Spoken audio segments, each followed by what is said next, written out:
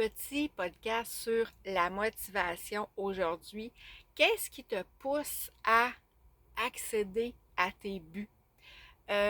Premièrement, il faut que tes besoins de base soient comblés. Je ne sais pas si tu connais l'échelle de Maslow, qui est le premier physique. Si tu manges pas nécessairement assez ou si tu as des carences dans ton corps, c'est sûr que ça va nuire à ta concentration, à ta motivation. Si tu as des carences d'hydratation aussi, ça va être difficile de rester motivé, de rester optimiste. Dans le deuxième item qui arrive, c'est la sécurité. Est-ce que tu te sens en sécurité autant un toit sans tête que financier? Quand tu as des craintes à ce niveau-là, c'est sûr que ça va faire en sorte que ta motivation elle va être vraiment difficile à conserver, à aller chercher. Ensuite, les besoins sociaux qui arrivent en troisième.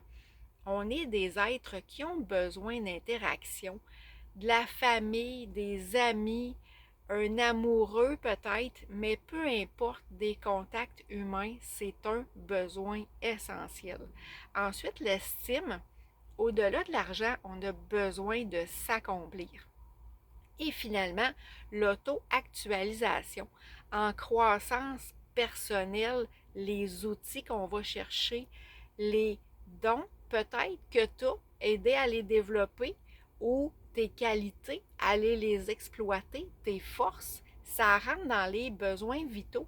Et quand on comble ça, c'est sûr que ça nous aide à aller chercher de la motivation. Tes sources de motivation aussi, ils viennent de où? Est-ce que tu fais les choses par pur plaisir, uniquement par pur plaisir? Les sources intérieures, c'est pas suffisant. À court terme, c'est parfait, mais à long terme, à un moment donné, c'est là où est-ce que ta motivation va commencer à s'effriter.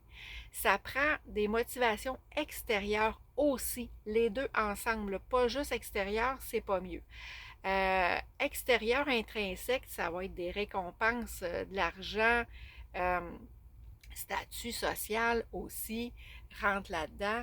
Donc, ça va être tous des éléments à aller chercher pour t'aider à garder ta motivation, ta créativité aussi, ta persévérance, ta performance. Chose qu'il faut quand même aller nettoyer, tes croyances. Qu'est-ce que tu as vécu comme expérience? C'est sûr que c'est des choses aussi qui vont nuire à ta constance, à ta motivation. Il faut trouver un équilibre. Il faut se connecter à quelque chose de plus grand que soi. Ça l'aide vraiment énormément à rester motivé.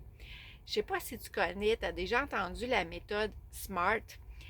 Autrement dit, S pour spécifique, M pour mesurable, A pour atteignable, R pour réaliste, T pour le temps. Ça, c'est un outil qui va t'aider à, quand tu te fixes un but, est-ce que tu es capable de l'atteindre, ce but-là? Bien important. S'il est trop haut, tu ne seras pas capable. Fait que là, ça va être bien difficile de garder de la motivation, de la concentration et de persévérer au travers de tout ça. Si je parle d'optimisme maintenant, c'est une attitude à y avoir au travers de tout ça. Et augmenter son optimisme, c'est prouver que ça a des effets sur notre corps, positif évidemment, notre mental, notre bien-être.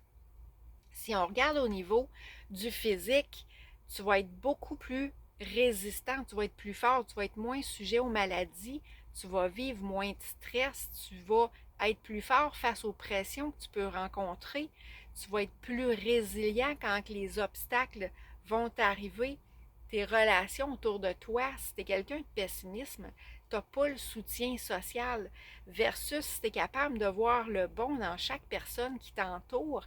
Là, ça va donner des belles relations saines.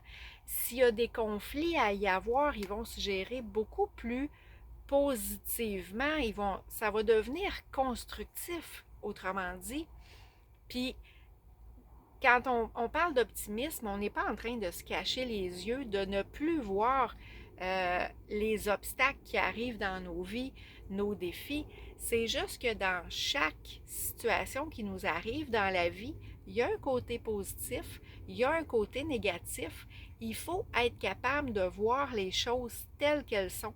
Souvent, notre mental est fort pour se faire une montagne, mais quand on regarde les choses d'une façon réaliste, c'est là où est-ce qu'on va voir les pour, les contre et on va être capable d'aller chercher du positif dans tout ce qui peut nous arriver. La vie est apprentissage, donc il faut s'arrêter, regarder les choses telles qu'elles sont, les accepter, rester ouvert. Quand on est négatif, il y a des fois où est-ce que les solutions sont là, mais on ne les voit pas. Donc, tout changer cette perception-là va t'emmener beaucoup plus d'outils pour te sortir de n'importe quelle situation. Tu ne prendras pas de risques qui n'avaient pas raison d'être. Ça va t'aider à t'adapter aussi aux changements et tout ça. C'est sûr que quelqu'un de peut-être un peu plus pessimisme, c'est génétique, mais tout s'améliore dans la vie et ça aussi, c'est ta responsabilité. Ton discours intérieur, c'est à toi de le changer. S'il est plus négatif que positif, c'est sûr que tu t'attires juste bad luck par-dessus bad luck. Mais si tu vires la switch, si la boule positive, tu la fais grossir plus grosse que ton discours négatif, c'est sûr que ça va avoir un impact sur ta vie, ton appréciation de la vie, d'être dans des périodes de bonheur majoritairement plus que les périodes où est-ce qu'on est plus dépressif, qu'on est moins dans la joie de vivre et tout ça.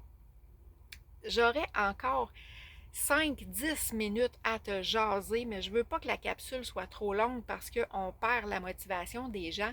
Mais si c'est quelque chose qui t'allume, tout ce que je viens de te dire là, viens me jaser. Je pourrais te parler justement du module, de tout le coaching que je suis en train de construire pour t'aider à y voir plus clair dans ta motivation, dans tes objectifs, dans la façon de trouver du positif dans chaque situation.